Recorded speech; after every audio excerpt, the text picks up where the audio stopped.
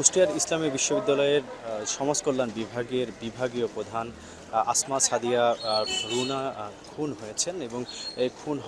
হওয়ার ঘটনায় কিন্তু আসলে এরই মধ্যে আইন শৃঙ্খলা বাহিনীর যারা সদস্যরা রয়েছেন তারা তদন্তে তারা কাজ করছেন এবং ঠিক আজ বিকেল 4:30টার দিকে ঠিক এক বিশ্ববিদ্যালয়ের যে সমাজ কল্যাণ বিভাগের যে যে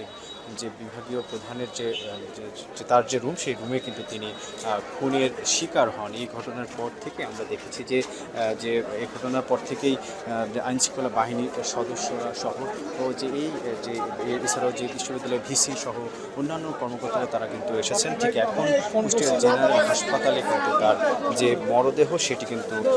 মর্গে সেখানে রাখা হয়েছে এবং তার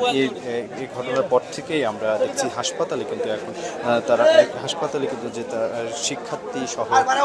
তারা কিন্তু ছুটে আসছেন এবং তারা কিন্তু কান্নায় ভেঙে পড়ছেন। তার স্বজনরা এসেছেন, তারাও আসলে এসে তারা কান্নায় ভেঙে পড়ছেন। মূলত আসলে কী কারণে এই হত্যাকাণ্ড আসলে ঘটানো হয়েছে এখন পর্যন্ত কিন্তু এটি তদন্তে কিন্তু কাজ করছে পুলিশ এবং সিআইডি সহ অন্যান্য যে আইনশৃঙ্খলা বাহিনীর সদস্যরা তারাও এই হত্যার তদন্তে কিন্তু তারা কাজ করছেন। কী কারণে হত্যাকাণ্ড ঘটিয়েছেন এবং কেন আসলে এই হত্যাকাণ্ড ঘটেছেন এবং এই ঘটনায় একটু বলেছি আত্মহত্যার চেষ্টা করেছেন বলে এরকমটি আসলে আমরা জানতে পেরেছি। যে অফিস সহকারী রাষ্ট্রবিজ্ঞান বিভাগের যে অফিস সহকারী তিনি ফজলুর রহমান তিনি আত্মহত্যার চেষ্টা করেছেন। তাকে উদ্ধার করে এখন কুষ্টিয়া জেনারেল হাসপাতালে চিকিৎসাধীন রয়েছেন। তার অবস্থাও কিন্তু আশঙ্কাজনক বলে আসলে চিকিৎসকরা কিন্তু জানিয়েছেন। মূলত আমরা জানতে পেরেছি বিভিন্ন মাধ্যমে আমরা জানতে পেরেছি যে এই যে ফজলুর যে অফিসের যে কর্মচারী যে ফজলুর রহমান তিনি সমাজ কল্যাণ বিভাগেই কিন্তু যে অফিস সহকারী হিসাবেই তিনি আসলে দায়িত্ব পালন করে আসছিলেন এবং তারপরে তাকে রাষ্ট্রবিজ্ঞান বিভাগে তাকে বদলি করা হয়। এরপর থেকেই তিনি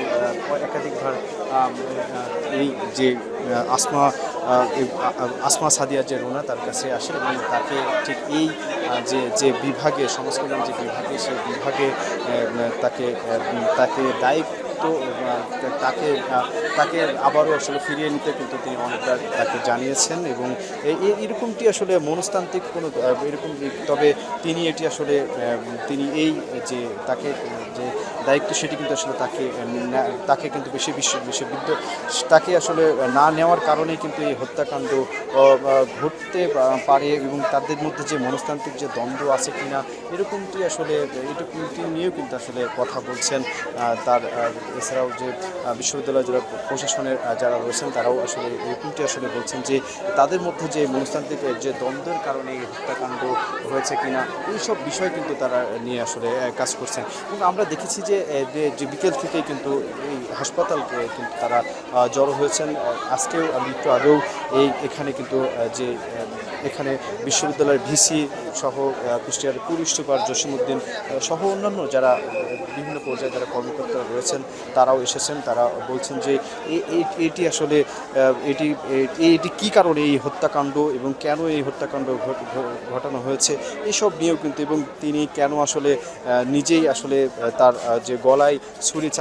চালিয়ে তিনি এখন যে সংকটপূর্ণ যে অবস্থা সেটি কিন্তু আসলে তিনি রয়েছেন এবং ঠিক সেখান থেকে হাসপাতালে এখন ভর্তি রয়েছেন। চিকিৎসক বলছেন যে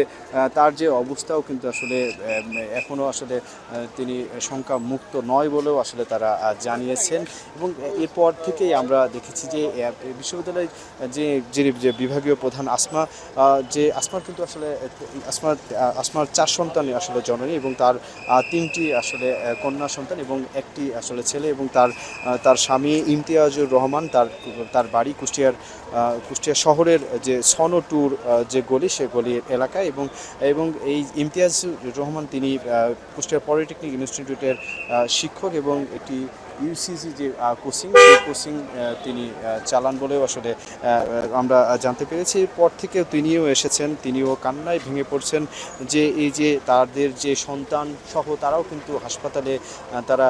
এসেছেন এবং তার মায়ের যে লাশ সেটি কিন্তু তারা দেখছেন, তারা কিন্তু কান্নায় ভেঙে পড়ছেন। তারা বিভিন্নভাবে তারা বলছেন যে এই হত্যাকাণ্ড এবং এছাড়াও তার স্বজনরা এসেছেন, তারা বলছেন যে এই হত্যাকাণ্ড কী কারণে ঘটানো হয়েছে সব কিছু কিন্তু আসলে যে খতিয়ে দেখছেন। আমি একটু দেখছি এখন দেখাচ্ছে যে কুষ্টিয়া পুলিশ সুপার সহ ভিসি তিনিও রয়েছেন, তিনিও আসলে বলছেন যে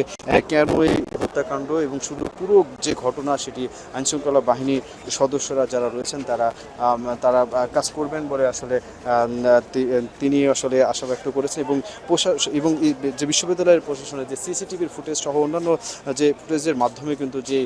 যে হত্যাকাণ্ডের যে রহস্য উদ্ঘাটনে এটি কাজ করা হবে বলেও আসলে তিনি জানিয়েছেন। এরকমটি আসলে রয়েছে। এছাড়াও একটু বলে রাখি যে এই ঘটনার পরে কিন্তু যে বিশ্ববিদ্যালয়ের যে বিভিন্ন পর্যায়ে যারা শিক্ষকরা তারাও কিন্তু এসেছেন, তারাও বলছেন যে এই হত্যাকাণ্ড কেন এটি আসলে কী কারণে এই হত্যাকাণ্ড ঘটতে পারে এবং পুরো ঘটনা আসলে জনসম্মুখে আনতে হবে এবং এটি তাদের যে জোর দাবি সেই দাবি আসলে তারা জানাচ্ছেন। আমি দেখেছি যে এরকমটি আসলে রয়েছে। এই ছিল আমার কাছে কুষ্টিয়া থেকে মেজবাউদ্দিন পলাশ, এখন কুষ্টিয়া। 34, 35 সানবিট 1 চামচে 30+ বাসন পরিষ্কার।